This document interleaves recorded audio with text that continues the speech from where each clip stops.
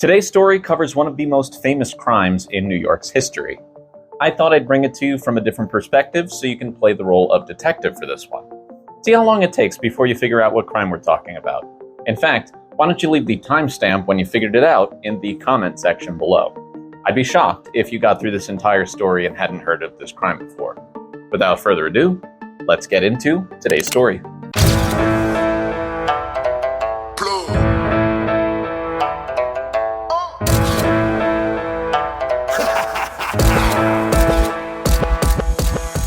A Japanese-American woman named Gloria was working at a travel agency in Honolulu. Customers would come in and tell Gloria what kind of trip they were planning, and she would help them to organize and book that trip. All different people would have different reasons why they were booking the trips that they were planning, and one that stuck out for Gloria was a man who was inspired to travel around the entire world after reading the book Around the World in 80 Days, which is a classic novel by Jules Verne. Gloria thought this was very ambitious, but he was adamant about it, and so she was assigned to this man's account and helped him to plan his trip. Now, because this man was constantly making amendments to this trip, he was coming into the travel agency a lot. And through all of these visits, he and Gloria would get to know one another. And it seemed like maybe there was a little spark between them, but it didn't really make any sense to start a relationship with somebody right before traveling around the world. But Gloria really liked this guy. In fact, before he left for his trip, Gloria decided to give the man a present, and he returned the favor with roses and a teddy bear, which doesn't exactly scream platonic relationship. While he was on his trip, the man would send Gloria postcards and letters wherever he was, and she would get these in the mail and just be so happy that he was staying in contact with her. When the man landed back in Honolulu after his trip was complete, Gloria was there to greet him at the airport, and the two of them immediately started dating, and they shared everything with each other. Now, while they were dating, Gloria would convert from Buddhism to Christianity, as this man was a born-again Christian. His relationship with God was very important to him. He even confided in her that he had a troubled past, which included a suicide attempt before they had even met.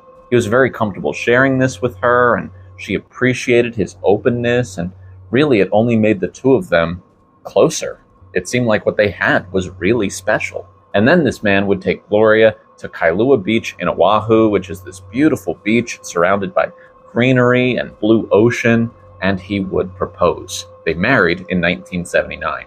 Gloria's husband was now working at the hospital, which happened to be the same exact hospital where he had been brought after attempting suicide before meeting Gloria. He eventually worked his way into their print shop, which he loved because of his love of books. Gloria remembered that he had told her about when he was younger and a camp counselor. The kids would call him Nemo after the protagonist in 20,000 Leagues Under the Sea, another classic Jules Verne novel. She was happy to see that he was happy.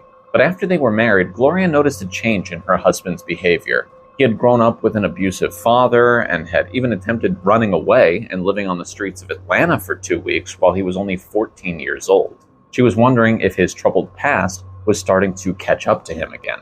Gloria noticed that he was becoming abusive, both physically and with alcohol. He had been fired from the hospital, then got his job back, but then got into an argument with a supervisor and ultimately quit. He took a job as a security guard at a high-end apartment complex, but ultimately quit that too. Gloria's husband was in disarray. In late October, so a little over a year into the marriage, this man is feeling lost. And so he went to Gloria and told her that he needed to take another trip, this time to New York. Gloria still had her job at the travel agency and wouldn't be able to accompany him on this trip on such short notice. But he said the solo trip would be good for me, so she stayed in Hawaii and let him go by himself. A few weeks went by and their phone rings, so Gloria answers, and it's her husband from New York. And he's crying on the phone, and Gloria's telling him, calm down, talk to me, what's wrong? And then he tells her the real reason he had gone to New York, and Gloria can't believe what her husband is saying. Even though he was basically confessing to a crime that he hadn't committed yet, she stayed firm and told him there was still time to change his mind. And there was something about that message that just clicked for him. He told her that it was her love that saved him, and that he was going to do just that. He was going to change his mind and come home. And then he did. He came home, and Gloria was so proud of him for doing so. For the next few weeks, Gloria thought she saw her husband making progress and coming off of his high from New York. Things seemed to be getting back to normal. Her husband was in a better mood around the house. It was like this weight had been just lifted off of his shoulders. At least that's how it appeared. On December 6th, he told her that he wanted to transform into a new version of himself, that he wanted to grow up and be an adult, that he wanted to be a better husband and person. And the best way to do that was to go back to New York to find himself and to write a book. Gloria believed that he was telling the truth. His mood had changed, he was reading again, so she told him, that's a good idea, you should do that. And she let him go. 2 days later, so December 8th, Gloria came home from work, and something she liked to do after work was watch The Little House on the Prairie. So she turned on the TV to do that. She plopped herself down on the couch to unwind for the evening, but as she watched her show, a news ticker appeared at the bottom of the screen, and in an instant, she knew that her husband had lied to her. Alone in her apartment, she began pacing back and forth, repeating to herself, oh my God, and then she fell to her knees and called out to God to comfort her. Now, in order to understand this, we need to go back to October of that year. On October 27th, 1980, Gloria's 25-year-old husband walked into a gun shop in Honolulu and purchased a 5-round 38 caliber Charter Arms revolver. He obviously did this without her knowledge. He then contacted the Federal Aviation Administration and asked what the proper way to travel with a revolver was. They explained to him that although traveling with the revolver wouldn't be a problem, the bullets could get damaged in an airplane. This put a wrench in his plan, but he ultimately decided to travel to New York with no ammunition. He figured he could just buy bullets in New York. However, when he arrived, he looked for a place to purchase bullets, but New York wouldn't sell them to an out-of-towner, even though he had no criminal record attached to his name. He wasn't sure if this was a problem that he would consistently run into in mainland America, so he got a little creative. From there, he would fly to the city closest to where he grew up, which was Atlanta, and he talked with an officer there that he knew from his childhood. The officer would provide Gloria's husband with ammunition under the impression that he needed them for protection while in New York, not for his actual intentions of using these bullets for cold-blooded murder. Then, he would travel back to New York, but not on an airplane. When he got back to New York, he felt like he needed to muster up the courage to do what he wanted to do, so he tried to settle his nerves by going to see a movie. But during this movie, he became very conflicted and started second-guessing everything, and he decided it was time to call Gloria and tell her why he was in New York. Now, on the phone, she says, Mark, is that you? What's wrong? And Mark told her that he had come to New York to kill somebody. And not just anybody, but a very famous person. He figured out where he lived and viewed him as a hypocrite and wanted to rid the world of phonies like him. Now, as already mentioned, Mark was heavily influenced by books, and the book he took to heart more than any other was The Catcher in the Rye by J.D. Salinger. This book follows the angsty teenager Holden Caulfield and displays his hatred of adult hypocrisy and phonies. Mark told Gloria that he was trying to live his life like Holden Caulfield. After hearing this news, Gloria immediately begged her husband not to go through with it, and she convinced him. She succeeded. He returned home and even let her hold the gun, which was still cold from being in the plane's cargo hold. Within the next few weeks, Mark told Gloria that he had thrown the firearm into the ocean, and in her own mind, she had no reason not to believe him. Obviously, though, he lied.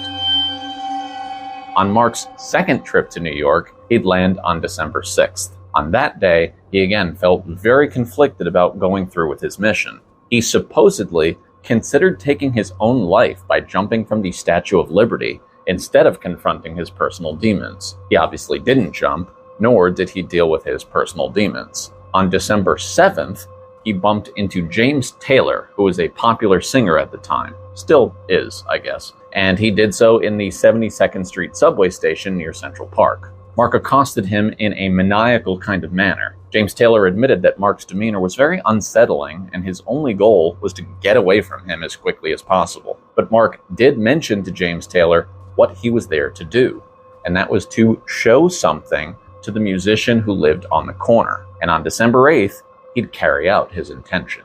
That morning, Mark would stand outside of the Dakota Building, which is this massive apartment complex on Manhattan's Upper West Side. You can find it at the corner of West 72nd Street and Central Park West. More importantly, it was where John Lennon lived. John Lennon was arguably the most famous member of the English rock band, the Beatles. And if you've been living under a rock, the Beatles are the best-selling music artists of all time. Mark's full name is Mark David Chapman, and his mission was to kill John Lennon. Chapman viewed Lennon as a hypocrite through his lyrics. For example, singing about how we should imagine no possessions, despite the fact that he lived a very lavish lifestyle. Chapman also began to despise Lennon after he famously announced to the world that he thought the Beatles were more popular than Jesus, even though Chapman remained a fan. Beatles fans were always gathered outside of the Dakota Building, hoping to catch a glimpse of the music icon. So, that is where Chapman stood. And he chatted with the fans, he chatted with the doorman, and in-depth conversations too. So in-depth, in fact, that John Lennon went into the building and Chapman didn't even notice. Shortly after, Chapman would meet John Lennon's 5-year-old son Sean and the family nanny, who were both returning from a walk. Chapman actually shook Sean's hand and called him a beautiful boy, referencing John Lennon's song. Despite the fact that he was there to kill John Lennon, again, he was actually a big Beatles fan. Chapman would see portrait photographer Annie Leibovitz go into the building to take photos of John Lennon and Yoko Ono for Rolling Stone magazine. She'd leave the building around 3:30 p.m. Around 5 o'clock, John Lennon and Yoko Ono left the Dakota Building again, this time to go mix a song at the record plant. It was here that Lennon and Chapman would meet for the first time. Chapman asked Lennon if he would sign his Double Fantasy album, which was the record Lennon had released just a few weeks earlier. John Lennon was trying to make a full return to his music career after a hiatus in order to raise his son. An amateur photographer from New Jersey was able to get these photos of John Lennon and Mark David Chapman interacting with one another hours before the assassination took place. Just before 11 o'clock p.m., the limousine pulled up in front of the Dakota Building, and sure enough, Chapman was still there. Lennon and Ono exited the limousine, passing Chapman in the process, and from 10 feet behind Lennon, Chapman displayed his revolver and fired 5 shots, 4 of which would hit Lennon in the back and shoulder. The doorman went after Chapman and was able to kick away his weapon. Chapman didn't fight it. He crossed the street, sat on the curb, and pulled out the Catcher in the Rye and began to read. Meanwhile, John Lennon is fighting for his life in the courtyard of the Dakota. The concierge attempted to make a tourniquet for Lennon, but Chapman had used hollow point bullets, which is a type of bullet that expands when it makes impact, making it more lethal. By the time Lennon reached Roosevelt Hospital, he was pronounced dead. 2 officers arrived at the Dakota first, and Chapman apologized to those officers for ruining their night. They read him his rights more than once to be sure that he heard them, because he just seemed way too calm about everything that had just happened. Another popular musician, David Bowie, had been performing on Broadway during this time, and later he learned that Chapman had a hit list, in which he appeared second. The following night, there were 3 empty front row seats at his show, and Bowie knew that one was for Chapman, one was for John Lennon, and one was for Yoko Ono. Bowie said that it was nearly impossible to get through that performance. When asked why he went after John Lennon versus any of the other celebrities on his list, Chapman just claimed that Lennon seemed the most accessible, which is interesting considering that he had run into another celebrity in the subway station just 1 day prior. In the months that followed, Gloria decided to stay in the marriage. She traveled to New York for her husband's sentencing, which resulted in 20 years to life. They've started a prison ministry together, and Gloria remains faithful to her husband, hoping that one day they'll be able to walk back on Kailua Beach, where he first proposed to her. As for Yoko Ono, John Lennon's widow, she worked with Central Park to design a memorial for John across the street from their home, which she recently moved out of in February 2023. The 5-acre memorial is called Strawberry Fields and consists of a circular mosaic with the single word "Imagine" written across the center. This is a reference to one of John Lennon's most popular songs. It was officially dedicated on October 9th, 1985, on what would have been John's 45th birthday. So that's gonna do it, folks. Did you figure it out? What was the clue that made you finally realize what was going on? Why don't you drop that in the comment section below? Also, Please help me continue the growth of this channel by offering up a like, subscribe to the channel if you haven't done so already, hit the notification bell so you're alerted every time I upload. I try to upload every Friday here. And remember, I am Mike, the NYC Storyteller. Deuces, kids! Blow.